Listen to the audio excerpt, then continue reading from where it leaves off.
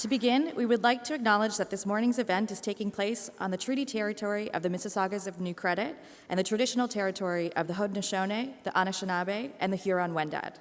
We are grateful to have the opportunity to work in this community.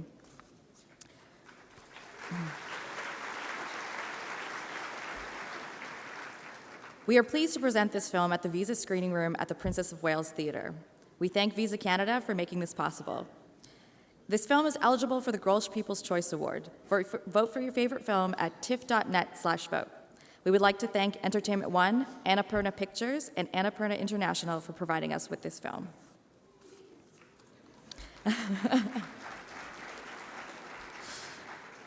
Barry Jenkins was born in Miami and studied at Florida State University.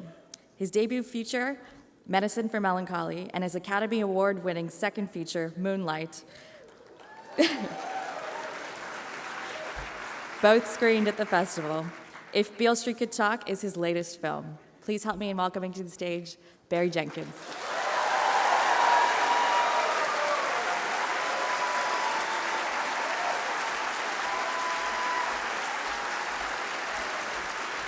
Thank you.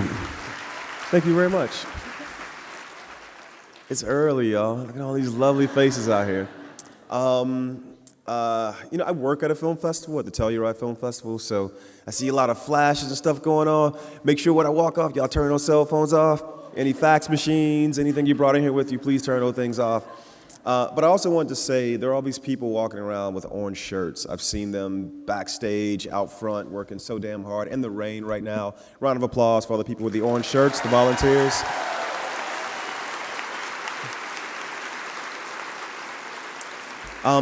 I wrote the screenplay for Beale Street Could Talk back in the summer of 2013, at the same time that I wrote the screenplay for what eventually became Moonlight.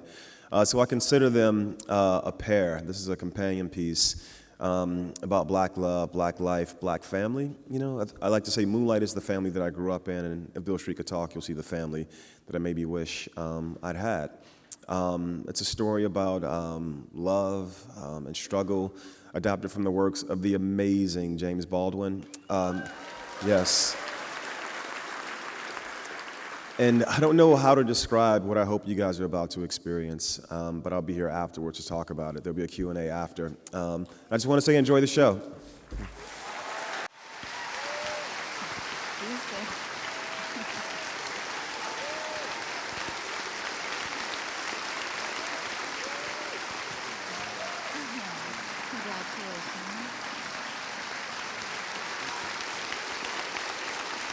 Thank you.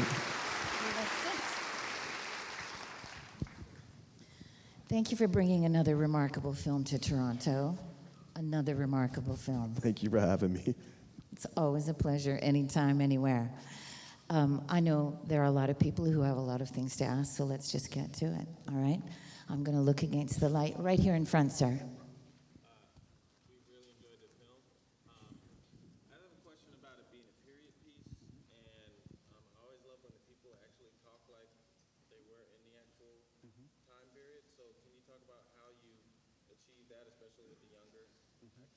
The gentleman's question is about doing a period piece and how he loves when people talk like they really did during that time, and he'd like you to speak about how you accomplished that.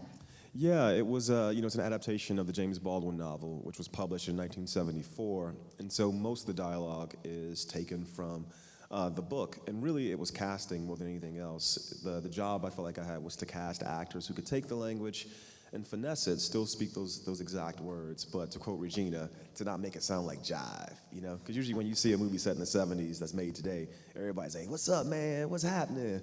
And Brian Tyree is so good at that. He actually says, "What up, man? Well, what you been up to?" He's like the man said about Mount Everest, "You're there," you know? It's a little jive, but it's also Brian Tyree. So it was really about finding actors who could caress the words and caress the language and make it feel lived in, but still feel period appropriate. That's lovely. Questions? Yes, in front. It's about James Baldwin. Do you think that Baldwin's role as an observer of the Black experience in the United States was aided or abetted by his self-exile for such a long time? I don't have a horse in this race. I just wonder what you think. The gentleman's question is about James Baldwin, and he's wondering whether his role as an observer of black society and culture during his time was aided or abetted by his self-exile. I'll speak to some of the essays I've read that Baldwin wrote himself, where he felt like it did aid. He felt like, especially up until I think the age of 18 or 19, that living in America, even in New York, as a black American was suffocating him because he felt these microaggressions, he felt these pressures, he felt this danger to be himself. And so he had to get outside the country to really look back and reflect on who he was and what his take on black American life was. I think he frequently went back and forth, and I think he would come come back to the States and make his observations, and then I think he would go back overseas to France, his adopted home, to process. So I think it was a case of aiding and abetting in a certain way, like a release. What do we call it? Like an opening and a closing, a catch and release. Yeah. Interesting. Great question, Brett. Yeah. Yes, here, please. I was just wondering about the childhood of Tish and Bonnie. I know in the book, there's a lot more of that right at the beginning, and you have some flashback scenes. I was just wondering if that was a script thing, if that was a time thing, if you had more scenes that you actually shot. This is about the adaptation and a story strand there. Can you speak to that? Yeah, the book is wild, man. There's just so much stuff in the book. You clearly have read the book. There's some wild shit in the book that is not in this movie because we couldn't have everything, all the wild stuff in this movie. But with the childhood, we actually didn't want to go that far back. The movie is challenging in a way. We don't have timestamps, and now we're in the past, and now we're in the present, and now we're in the kind of past, but now we're in the really past. And I think to have gone all the way back to the childhood for more than these snippets, I think that would have been disorienting for me as a storyteller, and probably disorienting for you guys as an audience. So it was tough, because some of that stuff, the scene in the church is amazing, and the scene when she hits him with the stick is amazing. But the movie's already just about 2 hours, and I didn't want to put y'all through 2 hours and 45 minutes of this. Y'all cried enough as it is, I'd like to take this chance to talk about you and your relationship with James Laxton, your cinematographer. This film looks so beautiful, and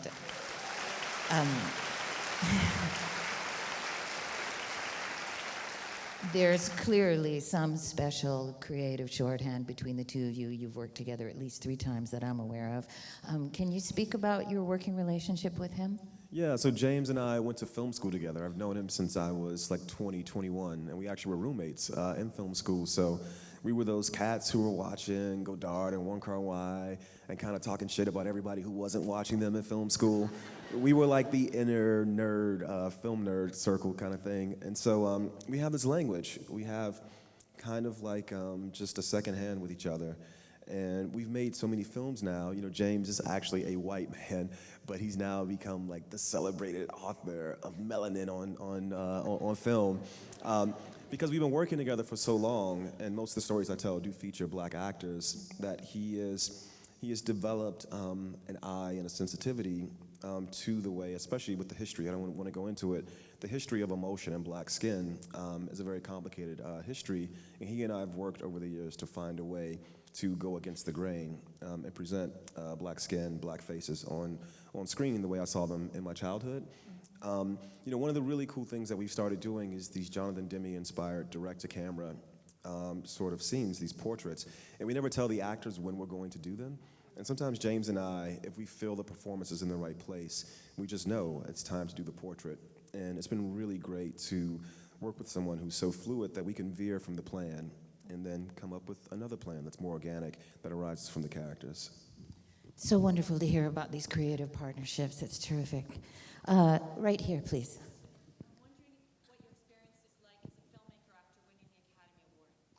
She's wondering what your experience is like as a filmmaker after winning the Academy Award. Yeah, because of the way we won the Academy Award, my experiences, it's been interesting. Look, it's like people return my phone calls now, people reply to my emails now. That's the biggest thing. But I work with all my friends. My producers are people I went to film school with, my editors I went to film school with, my cinematographer I went to film school with. And so those people have seen me, at the lowest low. They've also seen me be really ridiculous. And so when I get ridiculous, they remind me, you're being a bit extra right now. You won an Oscar, but you're still the same dude. So I feel like the opportunities are much more readily available, but case in point, I wrote this film in 2013 at the same time that I wrote Moonlight, and it was really refreshing to know exactly what I was going to do next. There was no pressure or expectation that influenced the making of this film. It was already set in motion. So I'm trying to, do whatever I can to get out of the headspace of somebody who won an Oscar and just stay me, the filmmaker. Got it. Sorry. Yeah, there, with the gentleman in the white shirt. Oh, okay. Great question. Please tell us about your casting process. My casting process, thank you. I like the way you say it. Process? Yes, my casting process. When I write the script, I very rarely have an actor in mind as I'm writing the screenplay. I'm hoping that an actor will walk in and show me who the character is. The greatest example of that was Trevante Rhodes in Moonlight. I never in a million years pictured somebody like that for that part. And he walked in with all his muscles, and he clearly rewrote who the part was. And I think in this film, I was so in love with this novel, but a novel is built of words, not images. So I didn't know what Tish looked like, until Kiki Lane walked in. I didn't know what Fonnie looked like until Stephon James walked in. And that one, to my man who read the book, that one was really interesting because colorism is a really big part of the book, and Fonnie's written to be very, very light-skinned. But I guess this is one of the few times in history where the part was meant for a light-skinned person, but then Stephon walked in all chocolate, and I was like, no, he's chocolate now. Because he just showed himself to be the character. So I'm always just looking for people to come in, and not that they have to completely align with what's on the page, but to just show me something that I can't see in my head, to make it flesh and blood. All right, there was another. Yes, go ahead, please. Can you or will you talk about what you're working on next? Yeah, usually I don't answer that question, but yeah, I'm working on an adaptation of Colson Whitehead's The Underground Railroad. You know what's funny? So this woman, I love her because when Homeboy asked this question, he was going to sit down and ask her. She was like, no, you got to stand up. And she made him stand up to ask his question. The best. Yes, please go ahead there.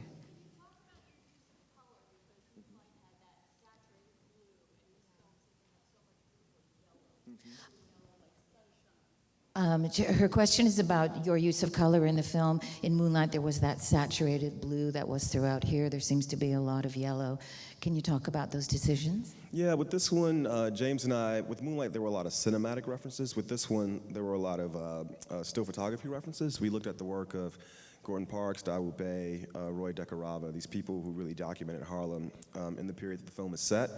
And it just so happens that a lot of that imagery, either because of aging or because of the film stocks at that time, had this sort of like this gold, this green, kind of this warm red patina to it.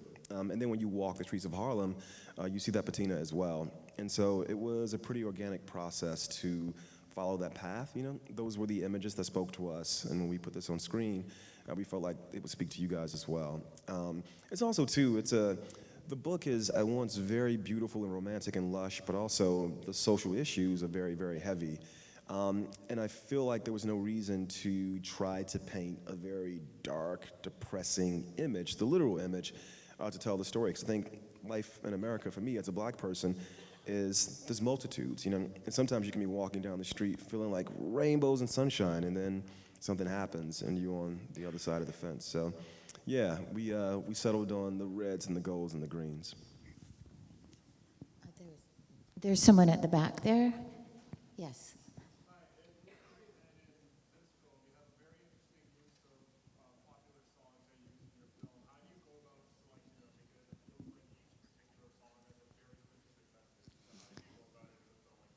The gentleman is asking, both in Moonlight and in this song, in this film, you have very particular pop songs that you are using. They seem very, very specific, of course, and could you speak to that? Yes, sometimes it's that I'll be writing and I'll have an idea for a song in my head. I'll put it into the script. That didn't happen as much in this one. In the book, my man who read the book, Baldwin wrote a lot of music into the actual book. Unfortunately, we couldn't get a lot of that music. It was very expensive. But I just looked into my own life, Al Green, Nina Simone, John Coltrane, Miles Davis. These were the people that I thought of as I was writing the script and as we were on set. And there was this beautiful fusion between, I felt like, the experience that Baldwin was writing towards and the music of that era. You know, when the women have that big fight, you know, it's not a coincidence that Al Green's For the Good Times is playing. You know, at one point she holds her head back and you hear him go, for the good times. And sometimes you can get away with that, sometimes you can't. But in this one, it felt very appropriate. And when those two men sit down to have that amazing conversation, I can call it amazing because I didn't write it, James Baldwin wrote it. The scene with Brian Tyree and Stephon James, you know, one of my favorite songs ever, which is Blue and Green by Miles Davis, is playing. And I've always wanted to put that into a film, and I could never find the appropriate place. And finally, in this scene, because I knew we were going to take it and pull it apart and blend it with our score, it felt like the appropriate place. So it's an organic process, and when it works, man, it really, really works. You know, Aretha Franklin, may she rest in peace, was so kind to us on Moonlight to allow us one step ahead, you know, and I can't imagine that movie without it. So, yeah, it's lovely when it works out. Thank you. Are there, yes, here. Did you ever toy with the idea of setting it in current day? No, I didn't, and it was a part of my promise to the Baldwin estate that I wouldn't set it in current day. I think part of the power of the story, for me at least, was that this book was published in 1974, the movie is made today, and yet there are conversations that the characters are having in this film that are very, very, very relevant to today. I mean, some that I experienced myself just in the last few years, even being somebody with an Oscar. So I think setting it there and seeing, yes, we have progressed, but we have so much farther to go, I think that's the power in not translating it to 2018. Yes, there.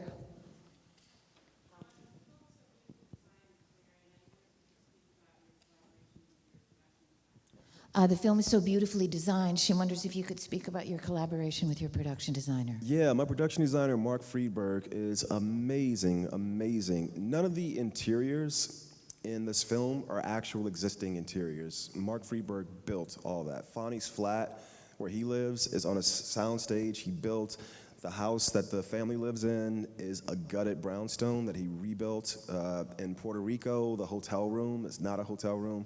He reached in, and you know, this guy's doing the Joker right now with Todd Phillips, but he is just such a historian, and it was so important to him that you probably don't notice it, but in the scene with Stephon and Brian Tyree Henry, they're sitting at the table. The table is a bathtub with a piece of wood on top of it, you know, so much detail, but behind them there is a crack in the wall.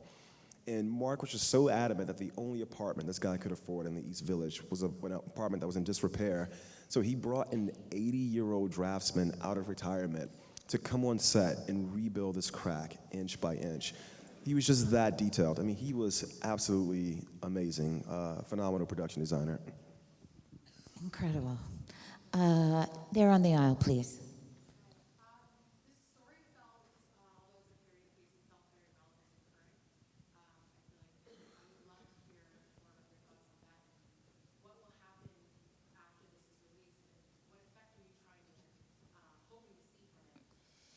Okay, the question is that she acknowledges it's a period piece, but it feels incredibly contemporary, and she wonders if you could continue to speak about that a bit more, and also what's going to happen next, probably where will the film go next, and what do you want people to take away from it? You know, to take away from it, I'm not sure. You know, my hope is that if 30 people watch this film, they walk out with 30 different feelings because it activates something in their personal experience. We're all unique individuals, and hopefully art activates something unique in us. I just really wanted to shine a light on the power of James Baldwin's work, first and foremost, and also, too, I wanted to shine a light on a predicament that exists. You know, in America, we have an adversarial justice system. You know, it's not about finding the truth, it's about winning and losing. Either the prosecution wins or the defense wins. That means that resources weigh heavily into who wins and who loses. And I think because of that, some of these men who don't have any resources are often charged with crimes they did not commit and then convicted or plea guilty to avoid harsh sentences. So I also want to just leave people with a feeling, man. You know, black folks go through so much shit. In America and in Canada, I also assume. And yet we're still here, we endure. And I think the reason for that is love and community. And I hope people leave the film with a sense of love and community and the power of those two things.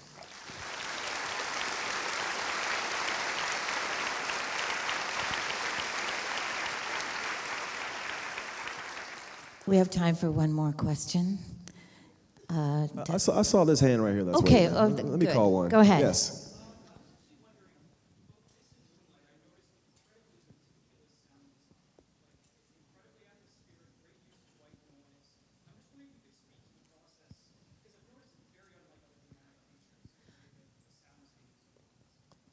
The gentleman is saying that both in Moonlight and in this film, he's noticed the meticulous nature of the sound design, which he does not see in many other films. Can you speak to that a little? Yeah, I mean, I learned the hard way in film school that that movies are sound and image, and I think most of us focus 98% of our attention on the image and 2% on the sound. Yet I think the sound can be as effective as the imagery. And so we do take great care with it, with both the score and the sound design. You know, my sound designers also do Game of Thrones. They won an Emmy last night. And so it's these shout out to Anna Lee Blank and Matty Aguas. But they did this thing where Pedro Pascal's head got squished, in Game of Thrones, and yet they're here doing this very small, intimate drama. But they bring the same energy to it, and to them, sound design is just as important in a film of this scale as it is in a show of that scope. And the same thing with Nicholas Britell. The way I like to think of it is, when you guys sit down in here, you are inside. It's like the theater is a brain, and I want to activate your eyes and your ears. So we want to move sound all around the room. I'm working my way up to an Atmos film. That's what I really want to do, where speakers on the ceiling, bruh. And then you're going to really see some sound design, man. But I would take that as a compliment to Nicholas Britell, our composer, and the sound design folks. It's really important to them, and it's important to me.